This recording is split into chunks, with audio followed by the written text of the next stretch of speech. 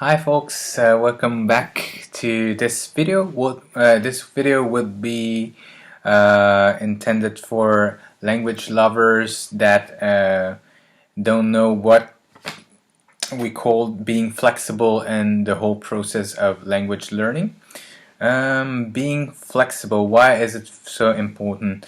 A lot of people are watching YouTube videos about learning languages and they think, oh, this particular individual has succeeded in language learning. I should use his or her technique. But it's totally wrong. Let me tell you why. Because we all learn in a different way. So we cannot have one technique that is suitable for everyone. It's not possible. Some people are more visual, other people are more they learn by hearing or listening. So you have to be flexible and to go by trial and error to identify what really works for you. I would never recommend learning vocabulary from vocabulary lists, but I have lately been I've watched a few videos from a girl. I believe she's American and she speaks very well Mandarin Chinese, and she said that her main task was going through the vocabulary lists. I was convinced that it was not work. It will never work for anyone because it's so boring and it's so content. It doesn't have content like a context, but actually it works for her. So maybe I was just telling for myself. Flashcards may work for some people. Apps may work for other people. Why do I use mainly paper resources and I don't use any apps except two kinds of apps, just dictionaries because it's useful and whenever I don't know a word I can look it up. And the second one is Tandem. Tandem, I would recommend this application because you have language learner from around the world. You can learn from Persian to Japanese, Korean, English, French, whatever language you want. They offer language exchange with native speakers.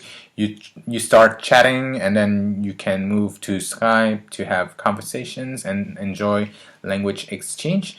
If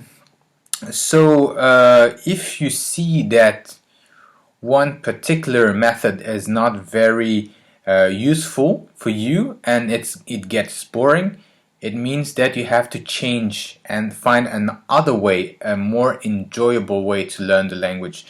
So maybe you at first try to learn from books and you say it's not so useful. I prefer something more dynamic, and you try to learn from YouTube, a teacher that teaches how to write Chinese characters on YouTube, for instance. Maybe it's better than what is printed because you can see the stroke orders and they explain it. You get immersed.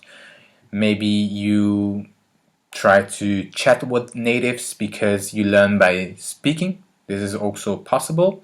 I mainly learn my Spanish through speaking. You can learn from TV. Some people say, as this particular female from YouTube that learned Chinese through the vocab list, she said that she watched everyday Chinese TV and that's what got her fluent. It's not a bad idea, even though at first you don't understand a lot because your knowledge is very limited. You can infer some words, some sentences from context, and you can learn that way. You have to go by trial and error.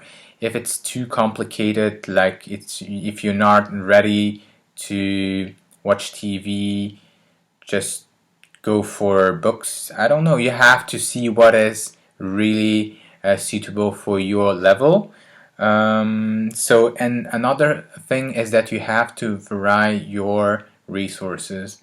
I think at first, if you start to learn a language, it's good to stick to one resource, like one textbook. You finish it, you go to another beginner textbook. But as soon as you finish two, maximum three beginner textbooks, you should move to native or intermediate content like we discussed before, newspaper or magazines, and you have to vary from time to time, listen to a podcast, watching a movie, just to keep it interesting, because we have to keep this burning passion alive. And if we are always doing the same thing, we will get bored and the motivation would fade away. So maybe the best thing to do is to vary a little bit, but not too much. Like maybe have three different resources and go for intermediate textbooks,